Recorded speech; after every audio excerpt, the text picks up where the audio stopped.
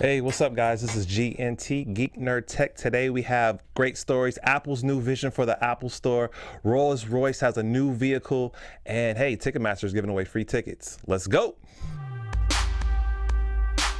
You are tuned in to Black Hollywood Live's Geek Nerd Tech.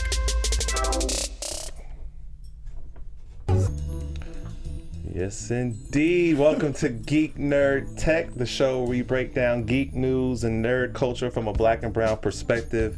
Today I have an amazing host guest.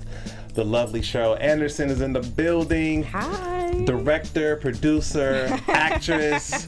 Like, you are the epitome of a polymath. But welcome to the show. Thank you very much. Absolutely. How's the day treating you so far? It's good. It's sunny, slightly. Yes. Slightly. The heat has gone down, so I feel good. Man, the last few days have been crazy, right? From someone who has no air in their apartment, this is needed. Man, I need the weather to go down. 100%. So, typically on the show, we go through a list of tech news, and I'd love to get your opinions about some of the stuff that we have today. And then at the end of the show, we like to talk to you about your career and what you're doing, and some of the amazing projects you're working on, and all that good stuff. All right. Yes, indeed. So let's get right into it. After the incident in Orlando, Florida, the U.S. House of Democrats staged a sit-in, and they actually used some of the new technology to kind of get their messaging out. So they staged a sit-in trying to reform gun control, and C-SPAN actually took the feed off. That's something the Republicans try to do. They try to take the feed off, and what they did is they used Periscope and had people tune in that way. And after the Periscope stream went off, they actually even used Facebook Live and had hundreds of thousands of people tune in to hear the messaging. And I think this is a cool story because it's great to have our politicians utilize the technology that's out there. And I want to get your thoughts on that, like what you thought about them doing that. And even though the C-SPAN plug was taken off, they still found a way to still kind of broadcast what was happening. I feel like that it just gives more accountability to people in general, and the fact that they're using social media to do that is great. Social media has changed so much where you have to be accountable now to what you're saying. You see it all the time. People put things up and they take it down right away because, they're not used to having their voice being heard. Right. And being live to everyone in the world, where everyone now can comment on these type of things. So politicians, in my opinion, have been shielded by the door where no one can see what's going on. And now, in this day and age, you have this great time where they have to be accountable. They're being screened. They're being seen. 100. You know what's happening. Right. And it's scary. It's scary on both parts. It's scary for them, and it's scary for us because you finally get to, the veil is being lifted. Right. Totally. Do you feel like the usage of this technology kind of like pulls in a younger generation, or the millennial generation? Is like, hey, we're using the vehicle that younger folks kind of like are using to be able to communicate, or we're trying to speak to you in your language. Do you think that was an effective strategy? I think so. I have nieces who are so technology advanced, and I have to keep up because my sister's not going to keep up, so I have to keep up with them. And you have to speak their language. You have to know what's going on in their world, and in my world too. You just have to know, and you have to learn it as well. Even my mom, like, she is 62 years old, and she's just now getting into like text messaging, and she's just telling me, like, I want to use Facebook. So it's you're meeting each generation at its own level, but you're trying to merge everything together so that everyone can understand everyone. Absolutely. Well, I think what they did was awesome. They started a hashtag called No Bill, No Break, and they're serious about gun reform, gun control, and I think what the Democrats did was historical, and it was a great pivot when the C-SPAN plug was taken out. It was a great pivot for them to still be able to use the technology that we have on our phones to be able to communicate and broadcast the messaging. It just shows how much power we have in terms of our communication system and what we're able to do when we really want to broadcast a positive message or a message of a purpose. And so I applaud them for figuring out a creative way to do that.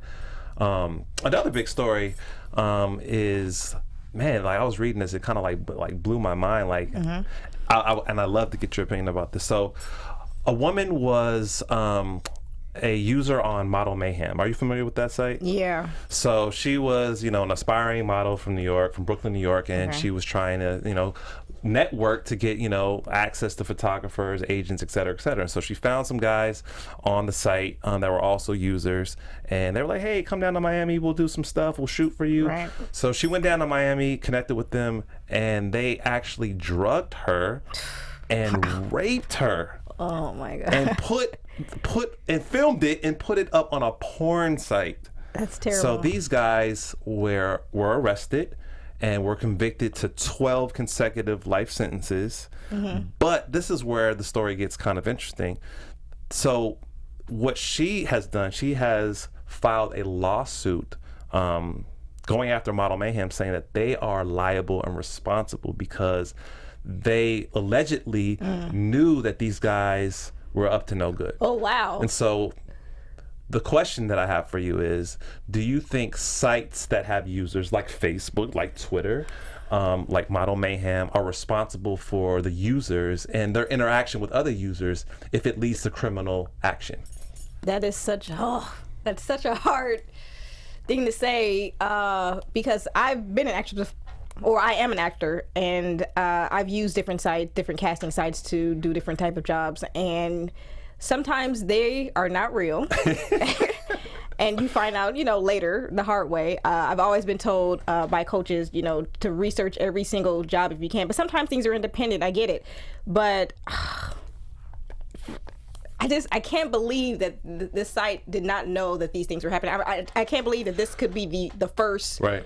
It wasn't the first. Okay. They had been arrested before, and they were let go because they had insufficient evidence, right?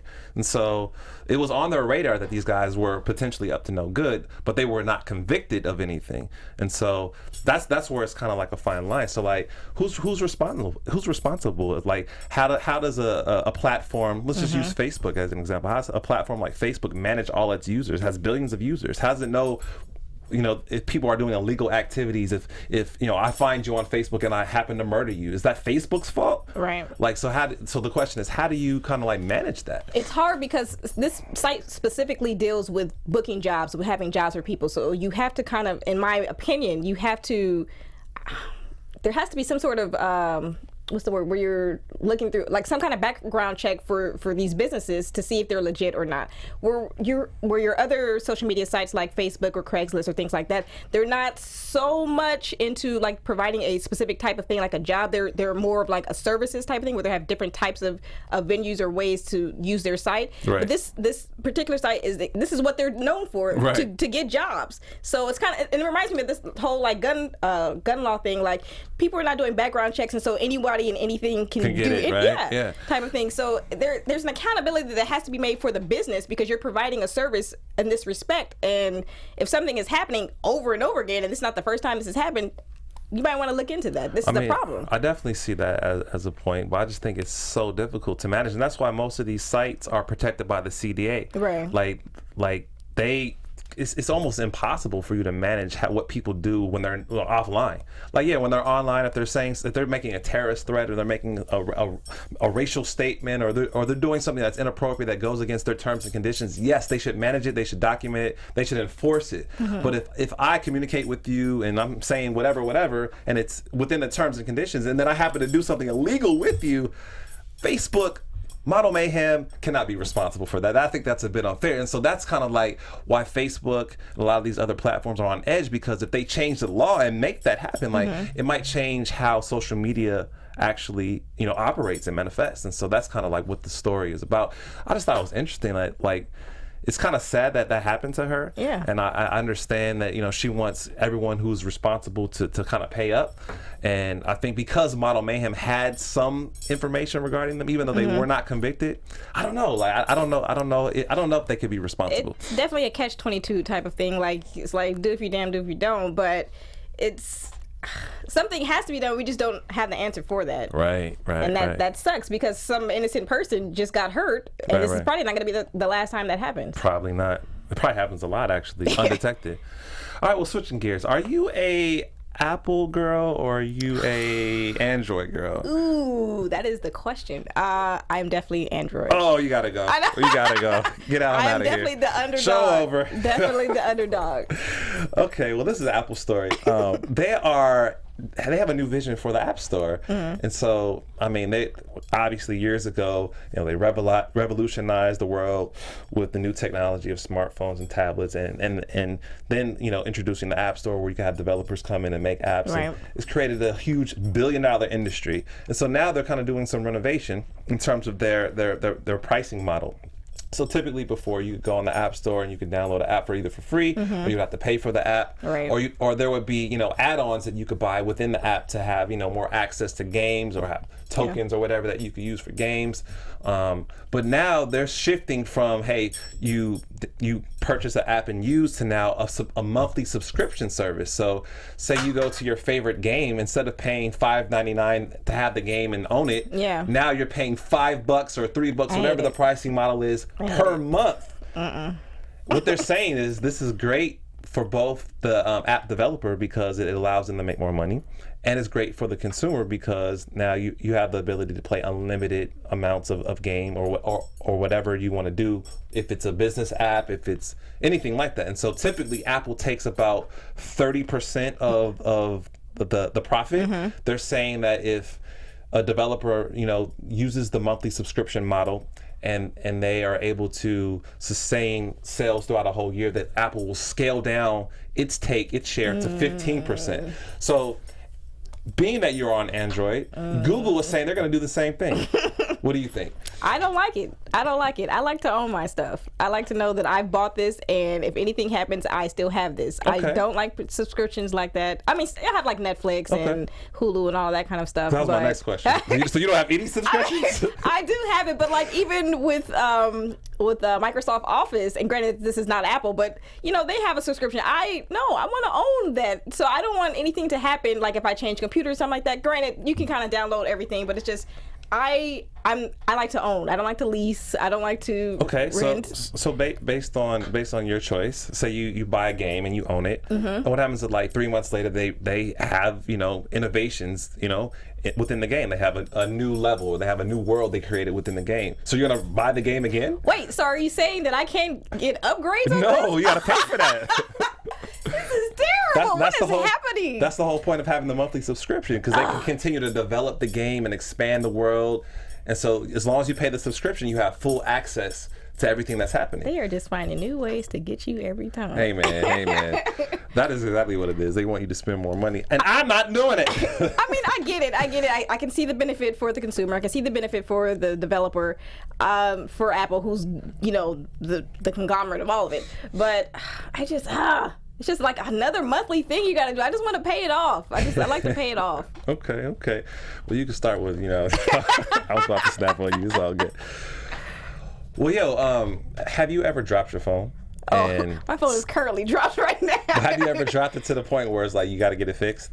Yes. Okay. Well, so this is a huge story too, and I think this is very interesting. It's this act called the Fair Repair Act, and what it is essentially is if you need your phone fixed, and if you have an Apple phone, if you need your phone fixed, they're arguing that you should be able to go to anyone to get it fixed, and the retailer that is fixing the phone should also have access to the hardware design of Apple. And so the reason why this is now in court is because Apple is saying we don't want to compromise our product. We don't want to compromise, customer service. Like, we spend a lot of money and time developing our product to make sure it's perfect. If something's wrong with your phone, like either you buy a new one, more money for us, or we fix it. And so what they're arguing is, well, isn't that bad for the environment? Like, shouldn't we have more opportunity or more places that can fix our phones so that we can actually keep our phone versus getting new phones and saving on tech waste? Yeah. And so the question that I have for you is, should a company like Apple be protective of their assets and be like, no, if something happens to the phone, either we fix it or you got to get a new one, or should they allow any person, any company to be able to fix it? Okay, this is where I'm going to switch gears. It's going to be surprising. I actually agree. I agree with Apple because it's their brand. You don't want to destroy the brand. Okay. And I if I was the owner of it, I would say the same thing. Like if you have a problem with this, let us fix it. We know how this works. We know, how to fix it, the integrations of everything. We know it. So let us do it. So would that apply to like your car? So if I have a Toyota and something happens to my Toyota, I can only go to a Toyota dealership? I can't go to mom and pop to have them fix, have them give me an oil change? Have them put on new tires? Ooh. I have to go to Toyota for everything? Because I am not that person. Precisely. That's the whole point. Like, shouldn't I have choice to whoever I take my car to? You should have choice. You absolutely should have choice. But I just feel like that particular, and I only say this for Apple, that particular brand is just so dominant. They've made this way, they've tread this way that is, I just feel like that only they can do type of thing. And so I trust them with that, with their technology, with their style, I trust them in that sense. Everything else is kind of different, but for sure Apple, I wouldn't want to mess with it. I agree with you. I mean, as it relates to the technology, I mean, I get the fact that there's other people that want to, they want to, be entrepreneurial. They want to be able to have the best potentiality to create business for themselves, and it kind of like dampers their ability to do that. But I like the fact that Apple's, sticking to the guns and saying, we're going to protect our IP, our intellectual property. Yeah. Like, we created this, and so if you want to make, structural changes to it, like, you can do it on your own. But we're not gonna give you the weaponry to be able to do that. So I kind of respect that, and it kind of speaks to, like you said, the value of the brand, and like, hey, something happens, you might as well get a new one. I feel like people, and you might as well buy me one. People will respect it more, and they will want to buy it more. Like, oh, Apple. It's more coveted, right? Yeah, exactly. That's what's up. Okay. Are you on? So like, let me just do a quick like fact sheet on you. Like, what social media platforms do you use? I use Facebook. I use Instagram. I do have a Twitter account, but I'm not as frequent on that. Are you on LinkedIn? I have an account, but I haven't logged in like 8 months. Me too. No. It's just for what, I don't know. I just don't see it for entertainment wise. It's kind of there, but it's not really what I need it for in entertainment, to me, in my opinion. I understand. I can feel that. Well, anyway, with LinkedIn, there's some huge news that went down within this last week. Microsoft actually bought LinkedIn for like $22 billion. Wow. Huge. That's a major change. And like this is actually, I think, very interesting because you actually mentioned earlier Microsoft Office being in the cloud, and you're able to have a subscription with that. And so what they're volleying for is the integration of LinkedIn, which is like the biggest social platform for career and all that stuff, but in business, and integrating that into kind of like your office productivity suite. And so I think that is a huge move for Microsoft in terms of them kind of being like a major player in both of those spheres. So yeah, what are your thoughts with that? I think it's a good power play, actually. It allows them to expand their business a little bit more, to reach more people, to reach a different, I don't want to say a different area because they're always kind of dealing with business anyway, but just kind of expand their brand a little bit more to be more professional. It makes it more worthy, almost. I totally agree. LinkedIn, like, they own lynda.com. So it's like all these tools now are kind of like under the same umbrella. Like, you have all the resources all integrated in one. All the resources, yeah. I'm just trying to figure out like what they're going to do in terms of like if they're going to redesign stuff or like how stuff is going to be expressed visually. But I think it's an amazing move for Microsoft. I actually love LinkedIn as a concept and just your ability to network that way professionally. And then to be able to have, the tools to kind of like back the tools back there to be able to help you kind of like create your brand in that stream, I think is great. I think help it's a your great productivity, move. to help the whole nine. All of that. I agree with that. That's awesome. Well, step your LinkedIn game up. I will get on it because tonight. People need to know what you've done. You have some awesome stuff that you've done. Yeah. I'll go into the account tonight. There it is. So, are you familiar with it's the term called captchas? Like when you go on a site and say you're going to buy tickets on like Ticketmaster or something like that, and before you actually can get to purchasing the tickets, it wants to see if you're a human or if you're a robot. Right. And so they call that piece of software a captcha. And so this is a very funny story. So Broadway, you have a lot of plays and musicals and things of that sort, and so a lot of people will use bots to be able to grab all these tickets like super fast, and then they'll sell the tickets for like double or triple the price. And so people are saying this is unfair. Like how can we stop this? And so the captchas is one way to prevent it, but it's not working because what a lot of these people have done, they figured out a way to have, in like Russia and other places where the labor is a bit cheaper, they can outsource the bot that is actually signing up to an actual human now that is plugging in the information. Oh, wow. And they're able to do it so fast. So serious. And so they want to pass legislation that says that people cannot do this, it's illegal, and they want to create new technology that will prevent people from essentially being able to impersonate and use robots to be able to sign up for stuff. And so I want to ask you, do you think that is effective? Do you think that people will always figure out a way to like go around stuff? Yes. I think there are some people in this world that their whole mission is just to like undercut the government. Like it's just like, what can I do to destroy or to, it's just, when there's an obstacle, the people are going to find a way around it. Right. That's just. I feel like that's just going to be life. Yeah. Man. It's just, if there's a problem, let me see how I can solve it. If there's a rule, I'm going to break it. I'm going to break it. Right. So is that how you govern your life, Cheryl? Is that what you do? Absolutely not. I am a model citizen.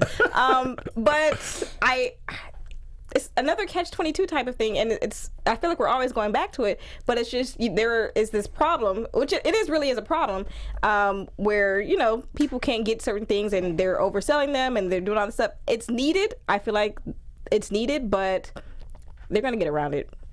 I agree with you. Totally. They're going to get around it. They're going to figure out if someone develops technology to prevent something, someone's going to develop a new technology to circumvent that. And it's probably the same person. You know what? Playing the game. But I think it is kind of unfair, especially when you're talking about stuff that's experiential, where you can actually buy a ticket and go to something and experience it, where it starts at a set price and then people are taking advantage of that, and then it's very manipulative. Well, it costs $100, but now because I've created this technology that sold it out, now I'm going to charge you $500. That kind of like, I think that would rub me the wrong way if it were my musical or my Broadway, because it's like you're cheating and it's unfair. And so, yeah. But what about the sites that sells it for less then? But why would they do that? Okay. Supply and demand. It's just that's what people do. You have to have a supply and demand market. You have to have that. And so maybe they're trying to create something like that. That's what I'm saying. Like, it might be both people playing the same game. You might be right. You don't know. Well, you come for me, I'm coming for you. No, Rolls-Royce has developed a new self-driving car, and Cheryl, it is ugly. Like, this thing is retarded. This thing is, look at it. Like, that thing is ridiculous. Wow. Like, I have seen that. What were they thinking? That can't be real. It's real. It's 100% real. It does. So it's a self-driving car. Okay. It has like a lounge couch in the back. It has, luxury? It's super, super luxurious. The engine's in the back in the trunk, and all the storage is in the front. Wow. And they have these boxy things around the wheels that give it this like float look, like it's almost like floating in space. I think it's the ugliest design I've ever seen on a vehicle. And coming from such a luxury brand like Rolls-Royce, owned by BMW, like, what are they doing? This is retarded. That's sad, actually, because I appreciate. I'm a little bit more of a vintage type of person, and so I appreciate the old school style of things. I can understand modernizing it, but that's just terrible. That's okay. And another thing, terrible. This is a concept car for the future, so they're supposed to drop this idea in 2040. I don't see this working in 2016. Like, how would it work almost like 20 years from now?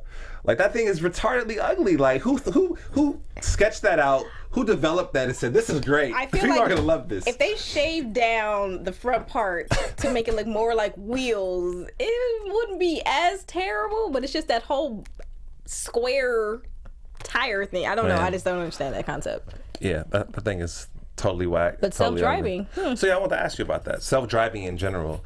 So we have reached the point in our zeitgeist where the technology is there where cars actually self-drive. Right. Obviously, we've seen the Google car. We know about the Teslas. We know about the various vehicles that actually have the technology that can do that. That can actually drive from LA to Vegas and with no hitch, no problem, no hiccups. Do you foresee within the next 5 to 10 years that we will have self-driving cars like more pronounced in our society? I want them. Go ahead. Tell me why. I personally want them. I hate traffic. Like, it is just the bane of my existence. I can't stand it. I get stressed out. I have to drive in traffic all the time for work. It's too much. And I remember telling a friend of mine, like, you know what? I'm going to need a driver. Right. Because I can't do it. it's too emotional for me. I understand. So I would personally love for this to happen where I could sit in the back or something and read other things or do other items 100 while this car is taking me to my destination. I can appreciate it. Okay. I'm with you on that 100%. Like, I said the same thing. I would like to be on the 405 actually on my laptop working on something versus stressed out in traffic. However, let's talk about safety. Do you think that, because I've been reading a lot of articles about, because we haven't reached the point where the technology is actually smart enough to make a human decision, meaning that if, an example, so a car is driving down a tunnel and a little girl crosses the street, right, and the self-driving car will the self-driving car maneuver so that it doesn't hit the girl and then maneuver so it hits oncoming traffic? Like, how will the artificial intelligence make that choice? Like, because it can't make an ethical choice. It can't That's say, true. you know what, I'm going to crash into the mountain versus run through the girl. I'm going to run through the girl versus crash into oncoming traffic. This reminds me of the movie I, Robot with Will Smith, where the robot saves him instead of saving the girl, type of thing, because the robot can't make the emotional decision to choose which one to save. It's the same thing, and I do wonder how they're going to create that technology, and at the same time, I kind of don't want that to happen because that's an evolution of computers, which means now they're making decisions, and so how is that going to replace us, or how does that affect us, type of thing, where you have these computers that are going to grow to be smarter than us to make these decisions that are human based. I'm a little scared on that technology. I would like to have a car that does that, but the technology of it, I just don't know how far or how vast it will grow. Yeah. And what that will mean for human civilization, so to speak. Right. I totally agree with you. I think that those ethical choices, that's where we'll have the problem. But I think the mathematical, like, split decisions, I think the computer chip will be much faster. The processor will be much faster than what the human brain can do. And so I think in terms of, like, making those mathematical choices, like, well, we only have 3 feet on this side or 75 centimeters on this side, we can make it. Like, I think the computer can do that versus what a human can do. But in terms of making that choice, that heart choice, dang, what happens? Little girl dead or a major pileup on the freeway? That's true. I guess it's no different from a human trying to make the decision, but that's hard. Well, hey, I love the Rolls Royce, but I damn sure won't be in that. Tesla's design. Tesla has a great design, I think. No, man. Well, anyway, small business owners, it's time to be honest about how you feel when dealing with your day-to-day admin work. Admit it, you can't stand it. It's a total grind. The truth is, over 5 million small business owners feel exactly the same way until they discovered FreshBooks. Have you heard of FreshBooks? No. FreshBooks is actually awesome. It's for those who haven't, for those of you who haven't heard about FreshBooks. These folks are on a serious mission to help small business owners save time and avoid a lot of the stress that comes with running their business. Ooh, so FreshBooks is a dead simple cloud accounting software that's transforming how small business owners handle their paperwork. So using FreshBooks to create and send an invoice literally takes about 30 seconds. There's no formulas or formatting. I know, right? Just perfectly crafted invoices every time. I always have a problem with invoices because it does take some time. and like you'd rather be doing other stuff, you know? So using this tool, I think, man, more efficient, it's faster, it's great. So your clients can pay you online, which often means you end up getting paid a lot faster, which is always good. Always good. Give me my money. There's a super handy deposit feature, so you can invoice for a payment up front when you're kicking off a project. FreshBooks can even show you whether or not a client has looked at the invoice you've emailed, because I remember one time I invoiced you and it took you 175 days to pay me. Don't put my business in the streets like that. But this is only a fraction of what FreshBooks can do for you. FreshBooks has created a super intuitive tool that makes creating and sending invoices extremely simple. It's fast, all online with instant notifications, plus send automatic late payment reminders, which I tried to do with you, but anyway. Wow. And you can create custom branding to reflect your business, which I think is awesome. Yeah. You owe it to yourself to feel the full effect of FreshBooks on you and your small business. Plus, if you have any questions, their customer service is absolutely fantastic. No robots, Always real good. people. Always good. Yep, they care so much that if for some reason after 4 rings, someone from customer service can't pick up your call will be routed to all employees at FreshBooks, so you're guaranteed to get help. I love that, having a touch point that guarantees that you'll get help. For a 30-day free trial, just go to freshbooks.com/geek. G-E-E-K, and enter Geek Nerd Tech in the How Did You Hear About Us section. So once again, that's freshbooks.com/geek. Enter Geek Nerd Tech in the How Did You Hear About Us section. So FreshBooks is pretty fresh. Sounds like a winner to me. 100. Sign me up. So, did you catch the story this week about Ticketmaster? I kind of know a little bit about it. One of my managers was talking to me about that. Tell me about it. So Ticketmaster actually lost a lawsuit, I think a few years back. I want to say maybe like 1994 to spanning all the way to 2011. They essentially were charging extra prices for sending tickets, for mailing tickets, and I guess it went against the laws at that time. And so now they have to pay back almost $40 million. And so what they're saying is if you purchased any tickets within that span of time, which is almost like 10 years, like they will give you a credit essentially for each of those tickets. And so the catch is you can't use the credit for everything. There's only a list of concerts and things that you can use them for. But yeah, so you might want to check on your Ticketmaster account, because you might have maybe like $20 or maybe $100, depending on how many tickets you buy, and you could use that to be able to finance, the next show you go to. Right. So, I think it's kind of cool that, I think this also happened with, if I'm not mistaken, with Apple. Apple lost a lawsuit where they were selling stuff. They were selling ebooks, and Amazon won, and I think you're able to get a credit for ebooks to be able to use in Amazon as well. Apple had to pay Amazon. Right. And so this is kind of similar to that, but what do you think about it? Any thoughts?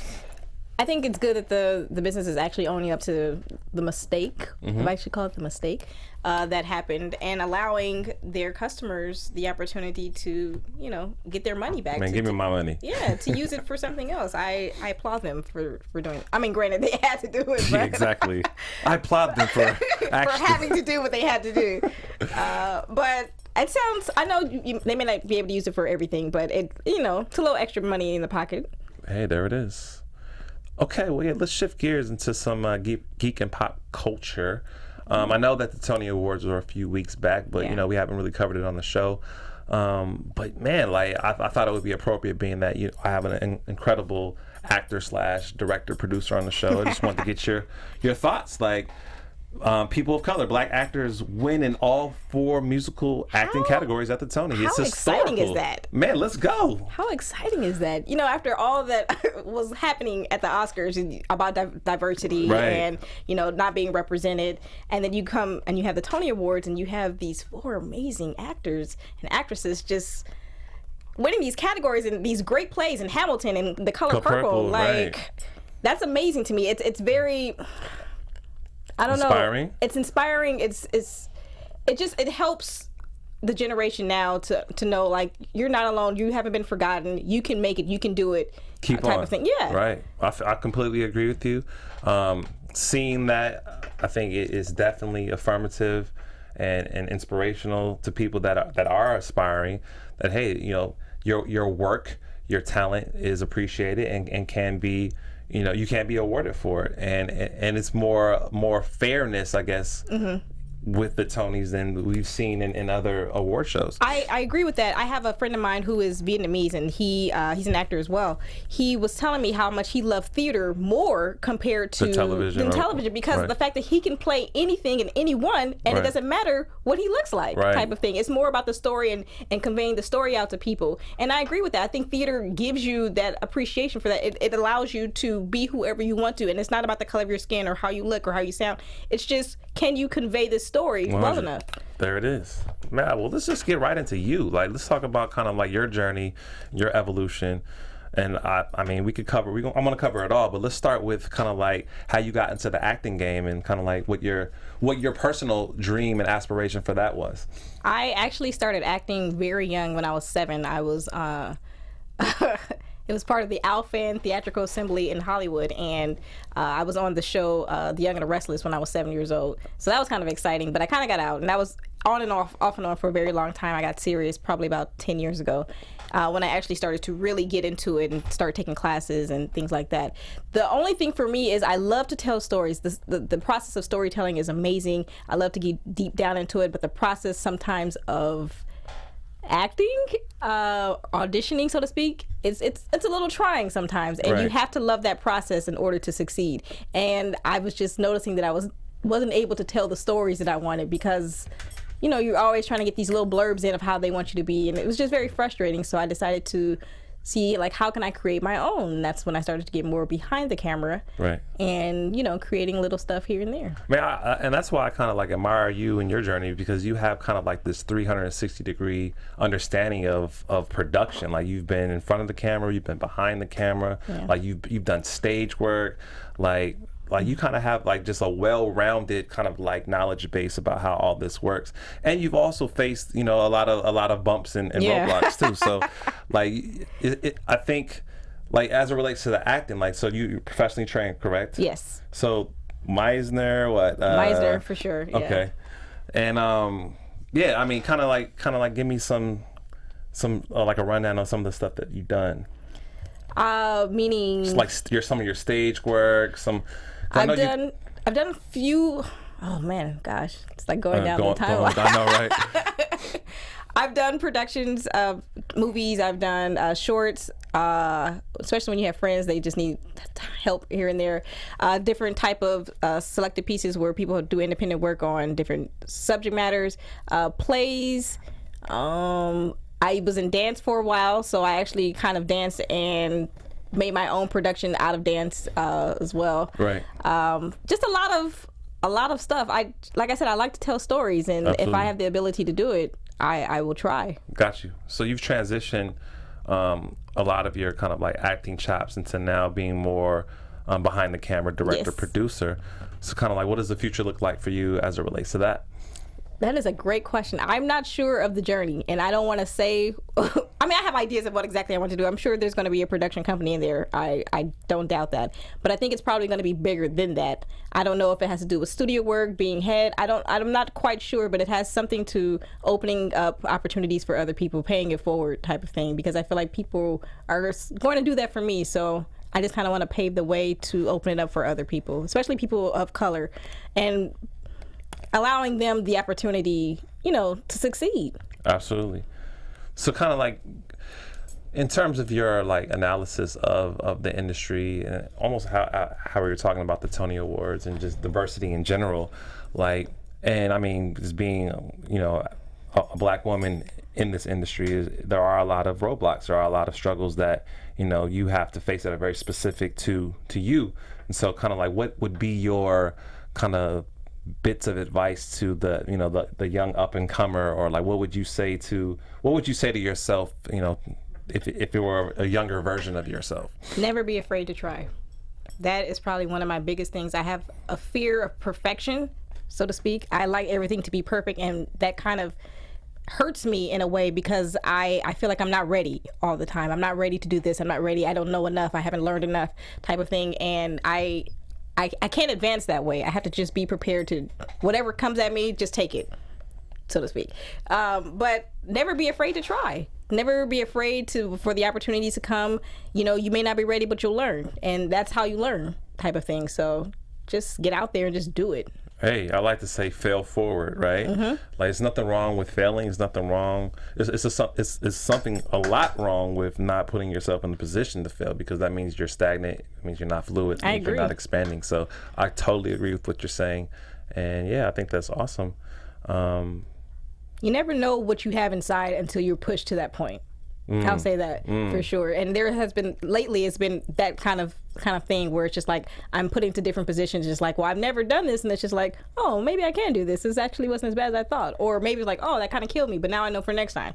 But it's just, you never know what's inside of you until you get to the point.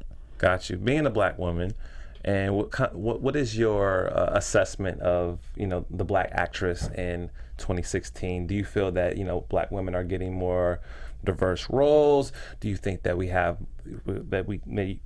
more opportunity? Do you think it's still a struggle? Kind of like, what is your assessment of kind of like where we are as it relates to opportunity? I think that I think it's time for us to stop relying on the current system and creating our own. I'm not saying that there is not opportunities available, but I feel like we have to get out of the mindset of like, this person has to do it for me. This person I have to get it from here. I have to get it here. I think we need to come together and start making some stuff for our own. And I think that's what I appreciate more from Ava DuVernay. She is creating something. She's creating her own distribution. She's creating a platform for people to come together to create their own type of thing. And I think it's time that we start thinking in that mindset of like helping each other, building each other up to create our own. I mean, that's how the studio system got started in the first place, is you have this person who started it and they're coming together with this person type of thing, and they created it. Why can't we create our own type of thing? And I think there's not a lot of opportunities, there's not a lot of diversity, so what's the other option? You got to do it yourself. And I love that. I love that entrepreneurial spirit. I think it's time. I think it's time and necessary. Hey, those bars, just in bars right now. So besides Ava, who are some other, you know, people in the industry that are kind of you look up to, or kind of like innovators in your opinion? Granted, there are the people, especially directors, James Cameron, Christopher Nolan, who I just like their style. But I am a big fan of Ryan Coogler, who I saw at the LA Film Festival, and I got to meet for a brief second, but it doesn't matter. But just his realism of his way of telling a story, and he's so down to earth. And you have this, it's just, I don't want to say it's like a broke story, but basically you had this kid from Oakland who was, you know, a football star, who wrote a story, whose teacher said, you know, you should kind of, you know, dabble in this, went to USC to learn film, and created these stories that are being recognized. And it's just like, well, how did this happen? You know, he wasn't from a family that, you know, brought him up in film, or, you know, had connections or anything like that. It's just, you can be anything. You can be yourself and still make it to the top. So I appreciate his style for that.